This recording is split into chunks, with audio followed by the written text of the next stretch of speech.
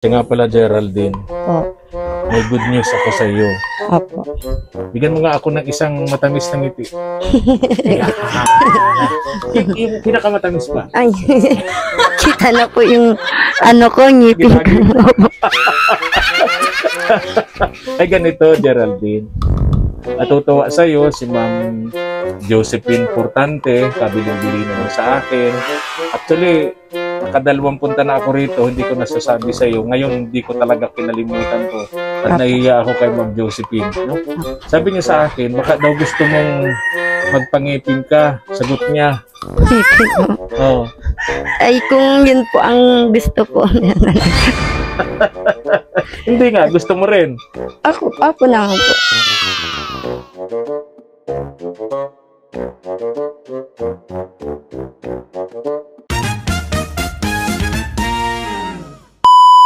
Subscribe to my channel.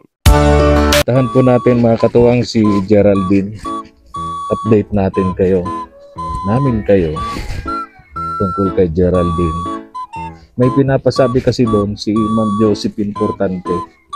Baka gusto raw na Geraldine pangipinan po natin. Maayos na ngipin. Kaya usapin po natin si Geraldine. Pinaparating po ni Ma'am Josephine kasi gusto ni Ma'am Josephine na maganda nga naman yung presentable kapag ka nagtitinda siya ng pagkain, may ngipin, hindi bungal, no? And update din namin kayo kung nakabitan rin po ng kuryente si Geraldine kasi ang alam ko ngayon yun, anong isang araw naka-schedule na yung pagkabit sa kanila ng kuryente, no? Kaya kausap natin. Ayan, tingnan natin.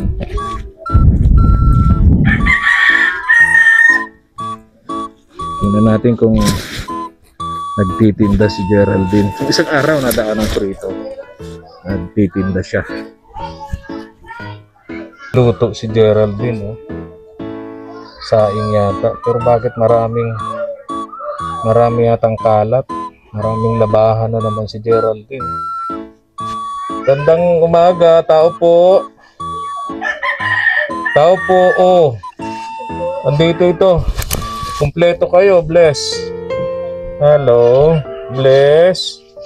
Bless, bless. Asan ang mama ninyo? Asaan? Anong ginagawa mo? Oh. Kumusta ka? Anong ginagawa mo? Pakilagay mo ito, sandali. Pakilagay mo itong microphone. Nag-aasikaso pong pang-ulam. Ha? Nag-aasikaso pong pang-ulam. Ay! Nahulog. Nako, nasira pa yung microphone natin. Yan. Yan, may pang-click naman eh. Oh. Okay na. Okay. At ang dami mo yatang kalat ngayon. Ay, sabay-sabay po ang ginagawa ko. Anong... Naglalaba. Paano mo na pagsasabay-sabay? Superwoman ka niyan, Geraldine.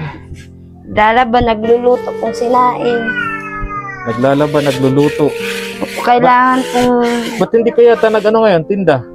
Ay, inuubos ko po yung labahan ko ngayon. May aabot daw po bagang bagyo. Kaya nga, super typhoon. Ingat kayo, Opo. Ha? Super typhoon. Ay, Hindi yung ko na nga sinama si Mama El ngayon at nag-aasikaso sa bahay. Opo. Kailangan maghanda at hindi basta yung bagyong yung parating. Super typhoon yun. Ingat kayo, ha? Kaya yung mga damit po, aram ko pong hindi po ako makakapatuyo. Ang daming labahan. Oo. Habang may init-init po, Tama yun. Oo. Kasi yung bagyo, ngayong Friday evening or Saturday early morning. Opo. Tapos yung Sunday and Monday, yan yung kalakasan niya. Siya nga po. Kaya ingat, no? Awa nga ako kay Mama El, birthday niya sa Ajes. May bagyo. Opo. Oo, sabi ko paano yan?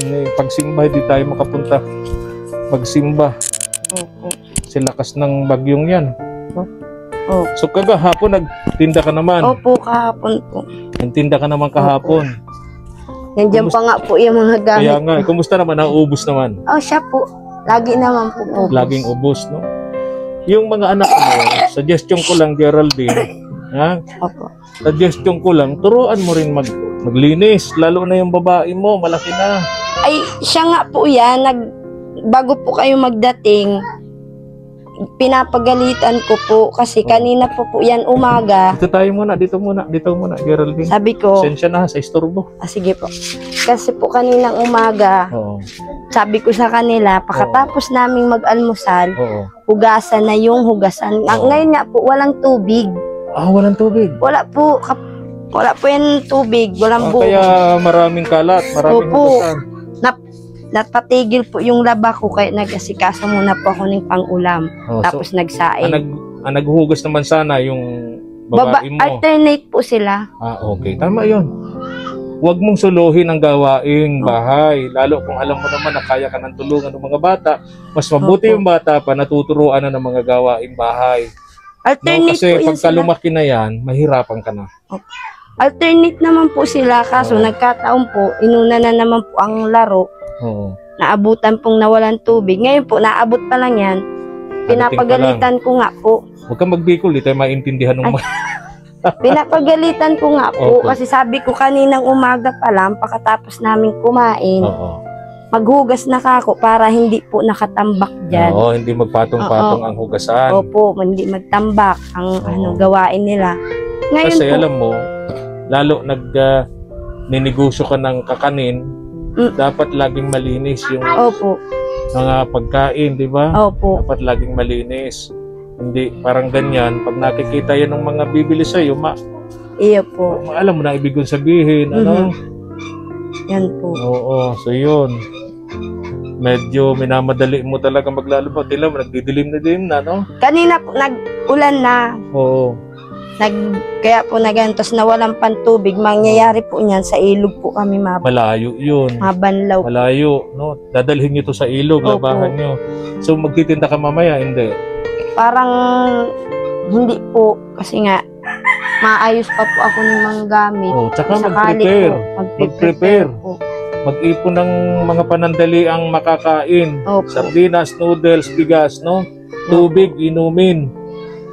Sabihin ko sa iyo, Geraldine, super typhoon itong parating, no? Opo. Sabi ng Pag-asa, tutumbukin tayo nito dito sa Luzon. Siya nga. Pag bumaba pa yung bagyo, tutumbukin tayo sa Southern Luzon. Pag Southern Luzon, tayo na yun. Bicol, sakop tayo nun. Opo. Kaya alam mo naman, nandito ka na ba sa Camarines Norte nung bagyong Rosing, yung super typhoon? Opo, nandito. O di ba? Na-experience mo 'yon, di ba? Opo. Talagang wala kang makitang poste ng kuryente na nakatayo. Wala kang makitang puno ng nyug na nakatayo, no? Opo. Lahat. Napakadaming namatay dito, more than 300 katao. Naalala mo 'yon? Opo. Tapos sentro ng Daet, Baha. ang daming baha diyan. Halos lampas tao, no? Opo. Yung mga bubong, malalaking bahay, nagliparan ang bubong. Opo. Kaya nakatakot 'yon, di ba? Kaya dapat nga po handa, ako. no? Kaya nga po ako, yung mga ito po, sabi ko pag napatuyo ko po ngayon, maasikaso na po kung i-plastic yung dapat. Tama, ilagay sa plastic yung mga Opo. damit. Tsaka yung mga importante po bagang ano. Tama. Kasi nabalitaan ko po ay malakas daw po ngayon ang Kaya nga, paabot ng bagyo. kaya nga, ingat kayo. Lalo po ngayon ay mayo pa pong masyadong ng pagkain, mayong bigas. Kaya sabi ko, bibila ako maski magkanong bigas. Kasi 5 kilo lang, 5 okay na kilo. yun. Kasi di naman Tapos, po matagal. oo, di naman. Tapos noodles, sardinas, Hmm. madalian lang, no? Oo. So yun, Geraldine. Yung kuryente O, po, kumusta na nga pala? yung kuryente po, in-update ko po dun. Sabi daw po, mapunta na, maano na lang daw Pupunta po. na lang dito. Yung mga magkakabit. Oo po. Sabi po sa So, Kanore. hindi pa kayo nakakabitan. Wala pa po. Ilang araw na, buhat nung mag-apply kayo at magbayad kayo, makakomply kayo ng lahat ng kailangan. Yes. Ilang araw na. Martes po yun ay, Martes. Martes po yun, alam ko, siguro isang linggo na Isang din. linggo na. Okay. So, hintayin na lang natin. Ang importante naman na kapag ano na kayo, lahat ng requirements na-comply nyo na, Opo. naibigay nyo na, ano, nagdidilim na, oh, Geraldine. Oo. Yung ano nga ni po pala yun, Kuya Efren, nakalimutan ko po pala sabi sa inyo kasi isang linggo na din po. Ano yun? Yung pagpagawa ko po dyan ng instalasyon, Oo.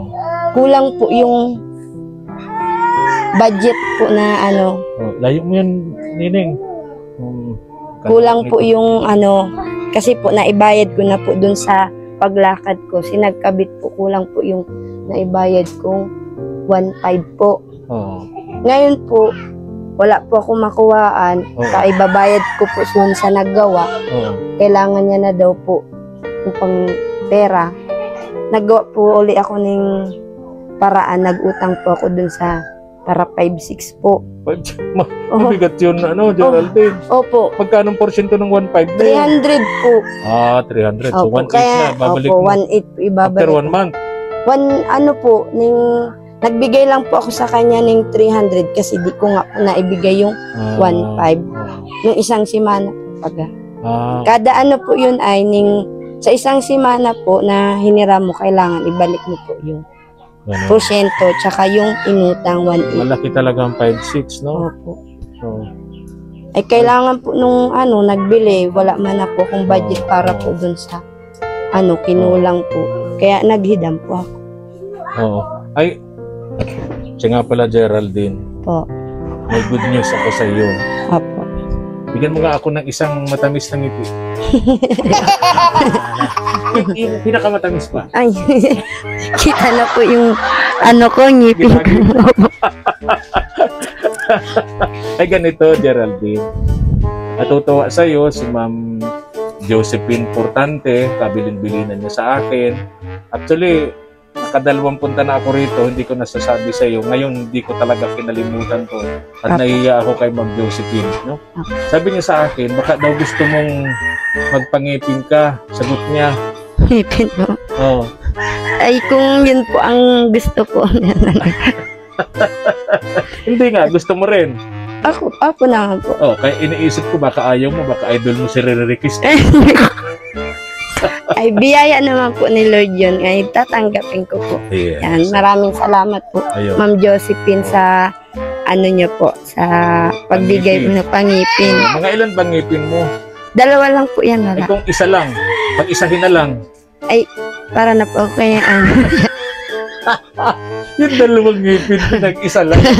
para yung hollow blocks, gano'n. Opo. Ayun. So, 2 lang. 2 ngipin. 2 pusteso lang. Ano? Opo, 2 lang. 2 pustiso lang. Matagal ka na bang ganyan? Walang ngipin? Tagal na, ano? Opo, matagal na So, po. lalapatan na yan. Lapat na. Ano? So, 2 pustiso po, Ma'am Josephine. Opo. So, yun lang. Oo. Pag nanonood si Ma'am Josephine, anong gusto mong sabihin? Maraming salamat po sa pangipin po. Yan, gaganda na po lalo ang ngipin ko. Gusto kasi ni Ma'am Josephine, nagtitinda kasi ng pagkain. Mas maganda nga naman, presentable kung meron kang ngipin. Ano? Di ba? Opo. Mas okay yun. Meron ka bang apron pag nagtitinda? Wala Isa lang po. Ang gawa ko naman po nung laba ko po kada 2 araw naman 2 po. araw, lalabahan mo naman. Opo. Okay, mas maganda sana madagdagan natin yung apron mong ginagamit sa pagtitinda. Ano? Tsaka Kuya Efren, gusto ko din po. Tsaka yung gloves. Ay, meron po ako. Meron ka nun. Ang inaano ko lang po, yung inaabot po ako ng 6:00 o di kaya ng anong oras po. Maganda din po kasi sana medyo abutin po ng 8 or 7. May bumibili pa po. Alam ko nang gusto mo, ilaw, Ilaw. solar. Opo. Mura lang naman yon. Yung solar, ilalagay natin doon sa padyak mo para may isang bumbilya. Ano? Kasi may time po na inaabot po ng anong oras. May nagsasuggest sa akin may nagsasuggest sa akin ng dapat may ilaw ko dyan. Sabi ko, ay. Tama sabi yun. ko, opo. Kasi may mga okasyon sa barangay, tulad ng sayawan, kantahan, piestahan, gabi yun. Opo. O pwede kang magtinda. Kung walang ilaw, may problema ka doon. Ano? Opo. Anong pangalan nga nito ni Dalaga? Joanna po. Joanna, halika dito ka sa tabi ni mama mo. Tingnan mo si mama mo. Pag nagkangipin na si mama mo, gusto mo magkangipin si mama mo? Opo. Ha? Gusto mo? Oo. Magkakangipin ka na. Masaya na si Joanna. Magkakangipin na ang mama niya. Anong grade na nga nito ni Joanna? 4 po, grade 5. Grade 4. Mama, ako din po mag-grade. Madaldal. Okay. Ay, mag-grade po. Ay, halandali, Joanna. May binili akong tinapay. Opo. Nalimutan ko dun sa motor. Kaya ito, bibigyan ko na lang ng pambiling tinapay itong mga bata. Ikaw na, Joanna, magbili ha. Bili daw. Bili kayo ng Thank you po. tinapay ha. Ayan, okay. Ilang man tinapay yung mga kapatid mo ha. Opo. Okay. Maraming salamat po. Maraming salamat po Ma'am Josephine at sa mga iba po pong sponsors na walang sawa pong nagbibigay po sa amin ng biyaya po. Naway gabayan po kayo at lagi po kayong mag-iingat. Sana po ay ang kalusugan po ninyo ay maging okay po. Maraming salamat. Okay. Ingat kayo ha, may bagyo tayo. Opo. Okay. May parating pong bagyo kaya medyo delikado, super typhoon. Nagkataon sa mismong birthday pa man din ni Mama El, November 10, ang kalakasan po ng bagyo. Kaya sabi ko, Mama El, paano mo to? Di kahit pagpunta sa simbahan, di tayo makapunta. Mga katuwang, kung nagustuhan niyo po ang ating upload video, paki-likes and share naman po. Malaking tulong po ito ninyo sa ating gawain, sa ating munting channel. Thank you so much and God bless us. Thank you for watching.